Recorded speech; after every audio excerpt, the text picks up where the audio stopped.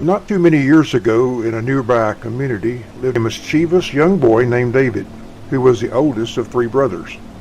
The community David lived in spared no effort to celebrate all of the major holidays, which created a climate of widespread festivity among its inhabitants.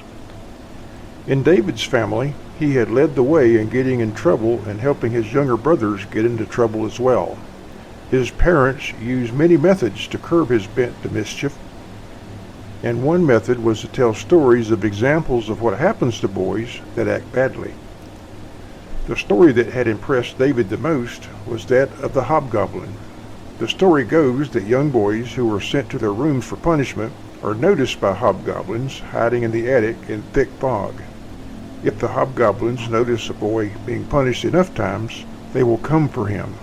They will pounce on him from behind the furniture or behind the bed. The tale goes that his parents will hear the child screaming and hear great commotion in their room. When they enter his room to investigate, however, they find the window open and the boy is gone. Only traces of fog is found. The boys who are taken like this are then made servants of the hobgoblins and work for them the rest of their lives. This story and its popularity in the community is one reason David's favorite Halloween costume is some kind of goblin-like creature, as it appeared to David to be the most effective cause of fear among the children there. It is with this background our story begins. It was now almost nightfall and the earnest celebration of Halloween by David's community. Almost as many adults dressed up in costume as did children, so the community would be full of creatures of the night. David had acquired a particularly sinister and evil goblin mask for the evening. His usual practice Halloween night was to lay in wait in the darker areas of the neighborhood and jump out from behind a tree or bush at kids passing by. More often than not, he would be rewarded with screams and kids scattering away. For adult victims, he found that if he went on all fours when he jumped out at them, they would think he was a vicious animal and jump back in fright. David was sure that this would be the best Halloween yet as he put on a black tattered shirt to help conceal him in the dark. His plans were to stock up on candy in the early part of the night and, storing the candy safely in a hiding place, proceed to terrorize the neighborhood. As darkness settled in and the roads began to fill with costume visitors, David got his candy bag, which contained a few accessories like a can of spray shaving cream and a few water balloons. As he left his bedroom, the lights of the house suddenly dimmed almost off, and at the same time David felt slightly faint, with a sensation he was falling forward. He tried to grab the doorpost to regain his balance, but missed and fell hard on the floor. As he got up, the lights came back on, but not nearly as bright as they were. As David got to the front door, he noticed the candy bowl that was there earlier was gone. He went into the kitchen where he thought his mom was, but no one was there. Strange, he thought, and then guessed his parents must have gone to a neighbor's house or something.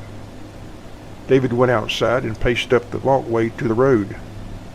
There were fewer trick-or-treaters than there were earlier, a lot less. The houses with outside lights on, indicating an invite for candy, was relatively non-existent, and a fog had settled in on the area. Through the fog, he could see most of the front doors were open at everyone's house, which caused him even more concern.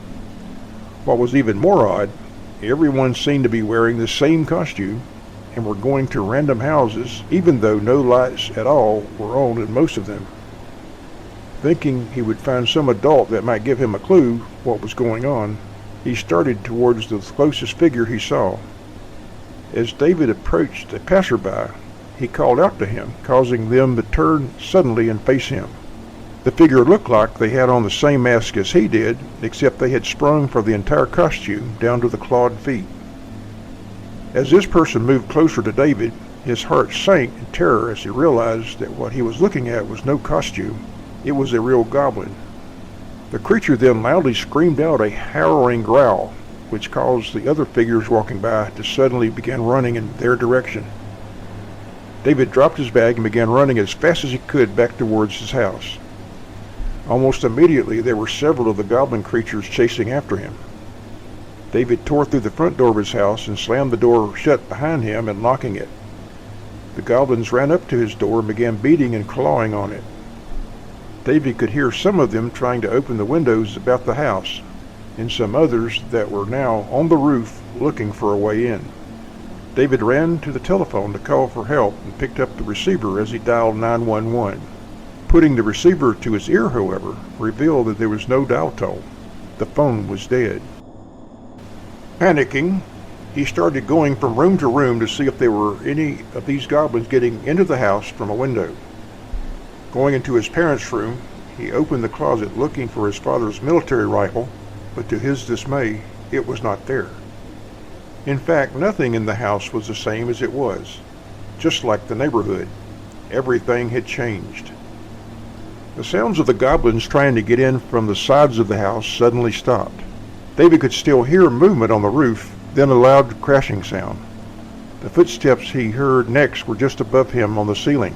They had somehow gotten into the attic and would only be a matter of time before they would be opening the attic stairs and coming into the house. David thought quickly what he could put up against the attic stairs to keep them shut, but nothing he was seeing was tall enough to reach them. He ran into the kitchen, grabbed a large knife, and turned to run into his room, locking the door. David felt his heart pounding rapidly against his chest, and tears began to flow from his eyes as he was terrified of being all alone in this living nightmare. He wondered where his family was, fearing they may be victims of the rampaging goblins. He surmised that he was not attacked at first due to his mask making him look like the rest of them. His next thought was interrupted by the sound of goblins dropping into the hallway from the stairway opening. They were now in the house and quickly found David's bedroom closed door, where they proceeded to claw and scratch trying to open it. David slid the knife he had between his belt and pants for quick access and went over to the chest of drawers and slid it over to the door and right up against it like he had seen in numerous movies. The sound of the goblins struggling against the door was relentless, but thankfully seemed to be making no progress in opening it. David retrieved the knife and sat down near the foot of his bed, trying to prepare himself to ward off any of these creatures if they did manage to get in. He was not going to make it easy for them to get him if he could help it. David jumped as the light of his room suddenly went out. He then determined the goblins must have turned the power off using the outside electrical breaker box.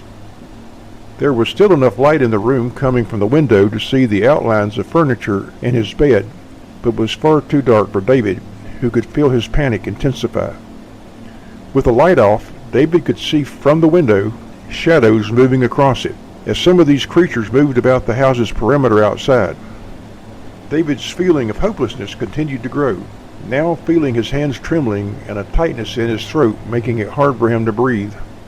His thoughts were becoming more despairing, with the real expectation that he might be going to die.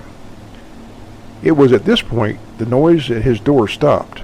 David could hear footsteps moving away from the door and then movement back in the attic. It appears they had given up or were going to get tools to help them get past the door. Before long, all sounds of movement were gone, as well as the constant shadows crossing the window. David waited in silence, hoping they would not return, but expecting them to. David lay down on his bed to try to recover from his anxiety.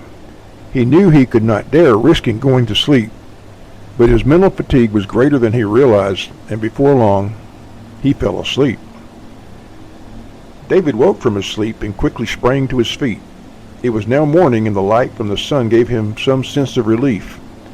He looked out his window to see if the goblins were still there. A wispy frog was rolling over the trees and shrubs and covered a good bit of the houses he could see. There was nothing moving outside at all, and he began to assume these creatures were not active during the day. Moving the chest of drawers away from the door and holding the knife firmly in his hand, he unlocked and slowly opened the door.